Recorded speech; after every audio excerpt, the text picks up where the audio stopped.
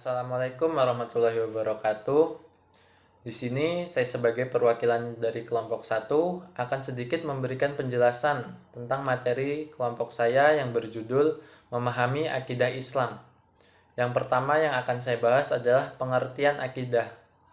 Dalam bahasa Arab, akidah berasal dari kata al-aqdu yang artinya ikatan, au-tawsik yang artinya kepercayaan atau keyakinan yang kuat, dan dari kata al-ihkam yang berarti mengokohkan atau menetapkan. Sedangkan menurut istilah yang umum, akidah merupakan iman yang teguh dan pasti yang tidak ada keraguan sedikit pun bagi orang yang mempercayainya. Makna akidah secara syar'i adalah iman kepada Allah, para malaikatnya, kitab-kitabnya, para rasulnya, hari akhir, dan takdir yang baik ataupun yang buruk. Hal ini disebut juga sebagai rukun iman. Jadi, dapat kita simpulkan bahwa akidah adalah keimanan yang teguh dan bersifat pasti kepada Allah dengan segala pelaksanaan kewajiban, bertauhid dan taat kepadanya, beriman kepada malaikat-malaikat Allah, kitab-kitab Allah, rasul-rasul Allah, hari akhir, dan juga beriman kepada takdir, baik itu takdir yang baik ataupun yang buruk. Yang kedua adalah dalil dan argumen dalam akidah. Dalil adalah keterangan yang dijadikan suatu bukti kebenaran. Dalil dapat dijadikan bukti penguat yang mendukung argumentasi seseorang.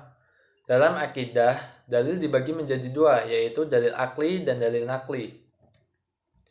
Dalil akli merupakan dalil yang didasarkan pada penalaran akal yang sehat.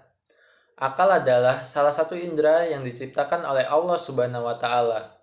Dalil akli merupakan dalil yang digunakan untuk membuktikan perkara-perkara yang bisa diindra sebagai jalan atau perantara untuk mencapai kebenaran yang pasti dari keimanan. Yang meliputi di dalamnya adalah beriman kepada keberadaan Allah, pembuktian kebenaran Al-Quran, dan pembuktian bahwa Nabi Muhammad SAW adalah utusan Allah. Yang kedua, dalil nakli. Dalil nakli merupakan dalil yang didasarkan pada Al-Quran atau As-Sunnah. Meskipun akal manusia dapat menghasilkan kemajuan ilmu dan teknologi, akan tetapi harus kita sadari bahwa sekuat apapun daya pemikiran manusia, kita tidak akan mampu mengetahui hak zat Allah Subhanahu wa Ta'ala yang sesungguhnya. Pengambilan dalil untuk perkara akidah berbeda dengan pengambilan dalil bagi perkara tasyari atau hukum. Sebab akidah mensyaratkan dalil bersifat pasti. Tidak ada keraguan sedikit pun di dalamnya. Oleh sebab itu, sumber pengambilan dalil bagi masalah akidah harus pasti sumbernya dan pasti penunjukannya. Yang ketiga, tujuan akidah Islam. Tujuan akidah Islam diantaranya adalah untuk mengikhlaskan niat dan ibadah kepada Allah, membebaskan akal dan pikiran dari kekacauan yang muncul akibat kekosongan hati dari akidah, meluruskan tujuan dan perbuatan dari penyelewengan dalam beribadah kepada Allah, dan bersungguh-sungguh dalam segala sesuatu dengan tidak menghilangkan kesempatan beramal baik. Yang keempat, metode-metode peningkatan kualitas akidah. Dalam meningkatkan kualitas akidah, diperlukan metode-metode yang baik.